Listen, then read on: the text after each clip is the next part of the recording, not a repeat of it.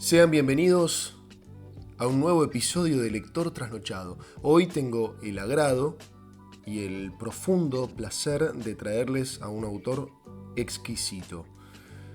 Un autor cuya prosa a mí particularmente, personalmente, me envolvió y quiero compartir con ustedes. Sin más preámbulos, se trata del escritor paraguayo Augusto Roa Bastos. Nacido en 1917, muere en 2005, es realmente una figura central de la literatura no solo paraguaya, sino latinoamericana. Marcado profundamente por la Guerra del Chaco, de hecho él va como periodista, va como redactor, como corresponsal y al mismo tiempo marcado profundamente por su exilio durante la dictadura de Stroessner. Si tuviese que resumir los temas principales o los ejes temáticos que recorre en su obra, yo diría que es un escritor que trabaja con la memoria histórica, con la identidad paraguaya, con un grado de realismo social muy propio de la época, muy propio de la literatura de ese momento, las injusticias sociales, bueno, la dictadura, por supuesto. Su estilo es innovador, algunos lo caracterizan como polifónico, mezcla el realismo con elementos míticos, con elementos fantásticos, muy similar a García Márquez en ese sentido. Es un escritor muy de la tierra y en ese sentido a mí me hace acordar a Saer, me hace acordar a Tizón y como algo también particular y muy florido a destacar de su prosa es que incorpora el bilingüismo, ¿no? El guaraní y el español. No reniega de eso. Hay otros autores que también van a hacer lo mismo en Latinoamérica. Uslar Pietri, va a hacer lo mismo José María Arguedas. Bueno, obras destacadas de Augusto Roa Bastos, simplemente para mencionar dos: Hijo de Hombre, la gran novela de 1960, y El Yo Supremo, de 1974. Recibió el premio Cervantes en 1989 y se podría decir que es el padre de la literatura paraguaya moderna y que ha renovado, modificado la narrativa latinoamericana. Yo hoy les traigo un cuento que forma parte de El trueno entre las hojas y se titula La excavación.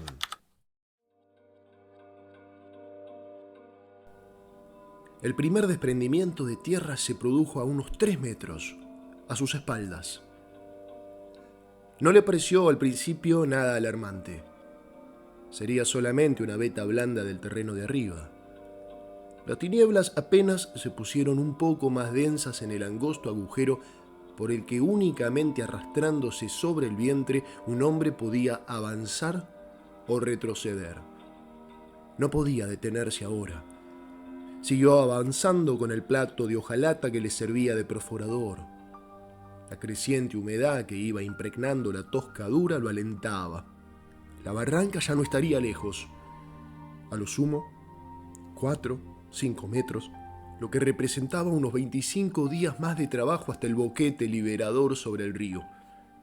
Alternándose en turnos seguidos de 4 horas, 6 presos hacían avanzar la excavación 20 centímetros diariamente. Hubieran podido avanzar más rápido, pero la capacidad de trabajo estaba limitada por la posibilidad de desalojar la tierra en el tacho de desperdicios sin que fuera notada. Se habían abstenido de orinar en la lata que entraba y salía 2 veces al día.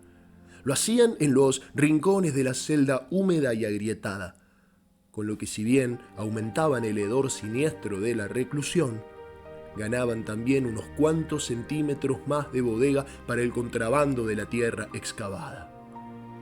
La guerra civil había concluido 6 meses atrás. La perforación del túnel duraba 4.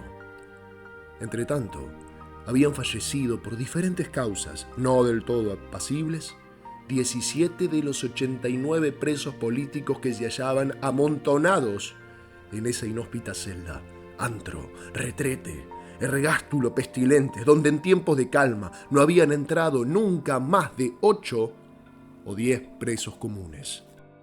De los 17 presos que habían tenido la estúpida ocurrencia de morirse, a 9 se habían llevado distintas enfermedades contraídas antes o después de la prisión. A 4 los apremios urgentes de la cámara de torturas, a 2 la rauda ventosa de la tisis galopante, otros 2 se habían suicidado abriéndose las venas, uno con la púa de la hebilla del cinto, el otro con el plato cuyo borde afiló en la pared y que ahora servía de herramienta para la apertura del túnel.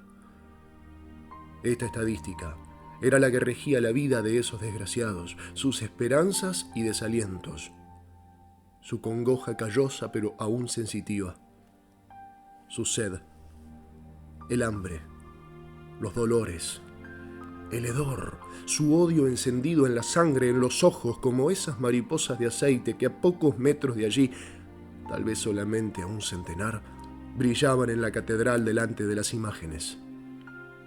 La única respiración venía por el agujero, a un ciego, a un nonato, que iba creciendo como un hijo en el vientre de esos hombres ansiosos.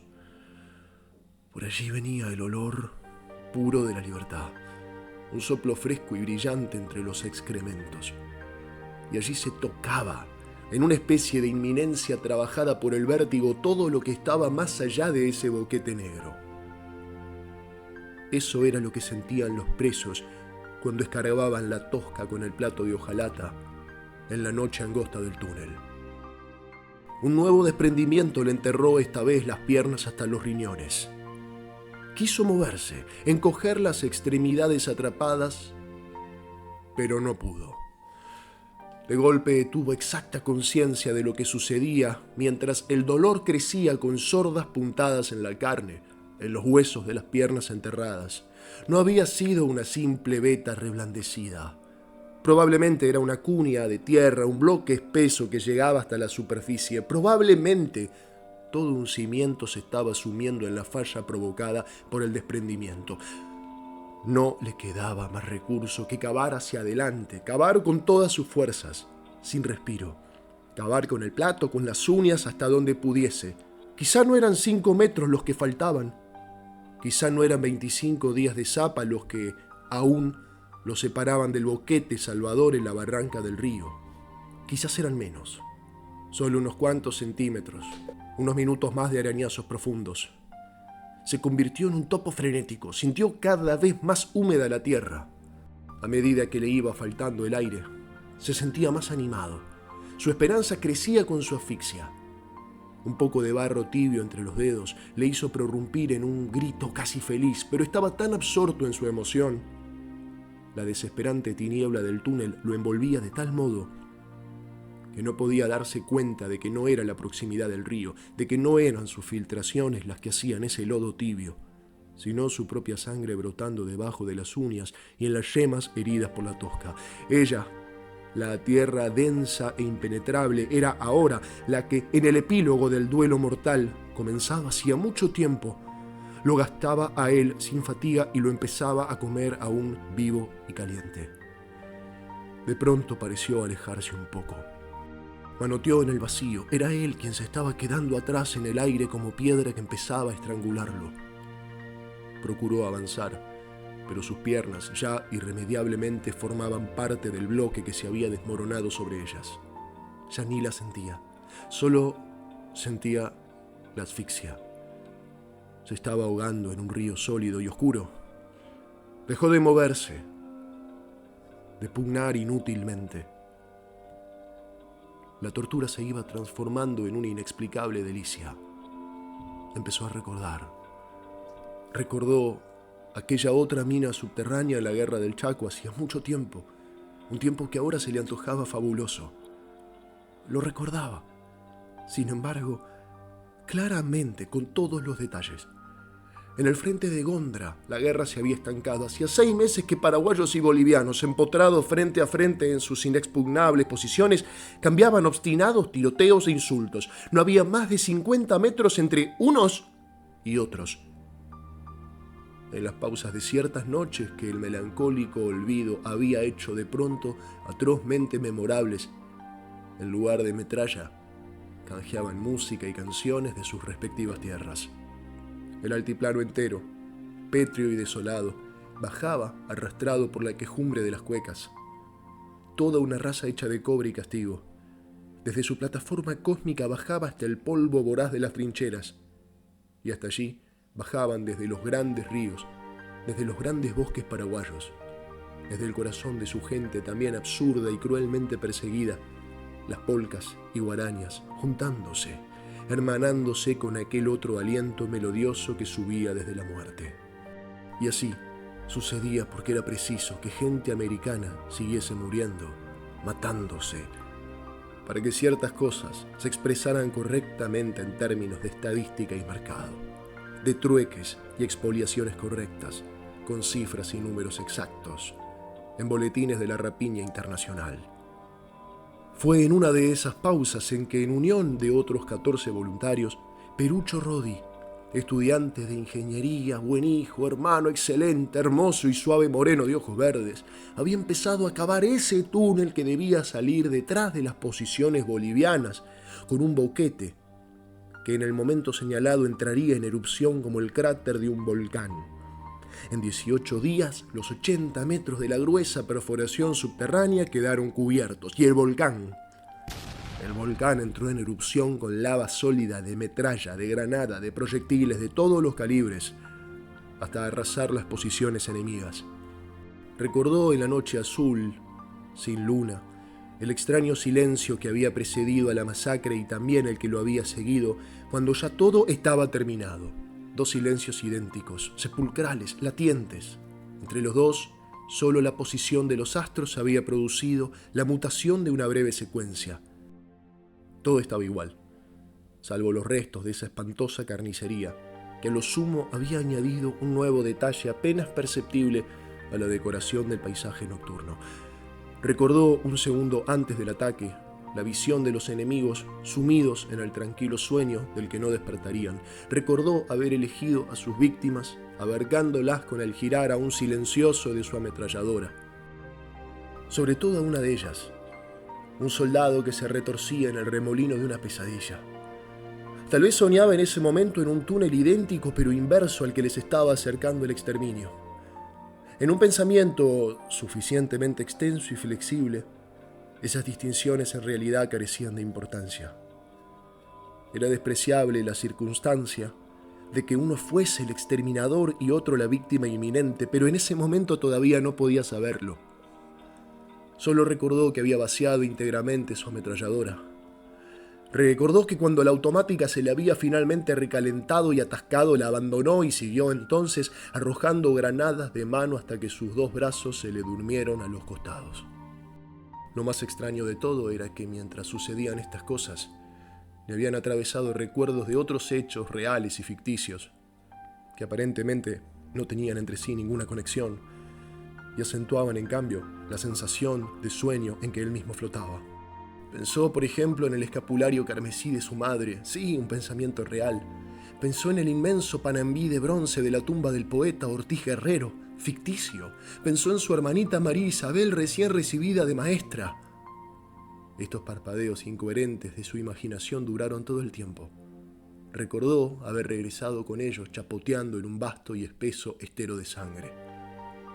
Aquel túnel del Chaco y este túnel que él mismo había sugerido cavar en el suelo de la cárcel, que él personalmente había empezado a cavar y que por último solo a él le había servido de trampa mortal. Este túnel y aquel eran el mismo túnel, un único agujero recto y negro con un boquete de entrada pero no de salida. Un agujero negro y recto que a pesar de su rectitud le había rodeado desde que nació como un círculo subterráneo irrevocable y fatal. Un túnel que tenía ahora para él 40 años, pero que en realidad era mucho más viejo, realmente inmemorial. Aquella noche azul del Chaco, poblada de estruendos y cadáveres, había mentido una salida. Pero solo había sido un sueño, menos que un sueño. La decoración fantástica de un sueño futuro en medio del humo de la batalla. Con el último aliento, Perucho Rodi la volvía a soñar, es decir, a vivir. Solo ahora aquel sueño lejano era real, y ahora sí que avistaba el boquete enceguecedor, el perfecto redondel de la salida. Soñó, recordó, que volvía a salir por aquel cráter en erupción hacia la noche azulada, metálica, fragorosa. Volvió a sentir la ametralladora ardiente y convulsa en sus manos. Soñó, Recordó que volvía a descargar ráfaga tras ráfaga y que volvía a arrojar granada tras granada.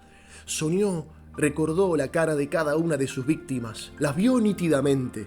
Eran 89 en total. Al franquear el límite secreto, las reconoció en un brusco resplandor y se estremeció. Esas 89 caras vivas y terribles de sus víctimas eran, y seguirán siéndolo en un fogonazo fotográfico infinito, las de sus compañeros de prisión. Incluso los 17 muertos, a los cuales se había agregado uno más. Se soñó entre esos muertos. Soñó que soñaba en un túnel. Se vio retorcerse en una pesadilla, soñando que cavaba, que luchaba, que mataba. Recordó nítidamente al soldado enemigo a quien había abatido con su ametralladora mientras se retorcía en una pesadilla. Soñó que aquel soldado enemigo lo abatía ahora a él con su ametralladora, tan exactamente parecido a él mismo que se hubiera dicho que era su hermano mellizo. El sueño de Perucho Rodi quedó sepultado en esa grieta como un diamante negro que iba a alumbrar aún otra noche. La frustrada evasión fue descubierta. El boquete de entrada en el piso de la celda. El hecho inspiró a los guardianes. Los presos de la celda 4, menos el evadido Perucho Rodi, a la noche siguiente encontraron inexplicablemente descorrido el cerrojo. Sondaron con sus ojos la noche siniestra del patio. Encontraron que inexplicablemente los pasillos y corredores estaban desiertos. Avanzaron. No enfrentaron en la sombra de ningún centinela. Inexplicablemente el caserón circular parecía desierto. La puerta trasera que daba a una callejuela clausurada estaba inexplicablemente entreabierta. La empujaron. Salieron. Al salir, con el primer soplo fresco, los abatió en masa sobre las piedras el fuego cruzado de las ametralladoras que las oscuras troneras del panóptico escupieron sobre ellos durante algunos segundos. Al día siguiente, la ciudad se enteró solamente de que unos cuantos presos habían sido liquidados en el momento en que pretendían evadirse por un túnel. El comunicado pudo mentir con la verdad. Existía un testimonio irrefutable: el túnel. Los periodistas fueron invitados a examinarlo. Quedaron satisfechos al ver el boquete de entrada en la celda. La evidencia anulaba algunos detalles insignificantes. La inexistente salida que nadie pidió ver. Las manchas de sangre aún frescas en la callejuela abandonada.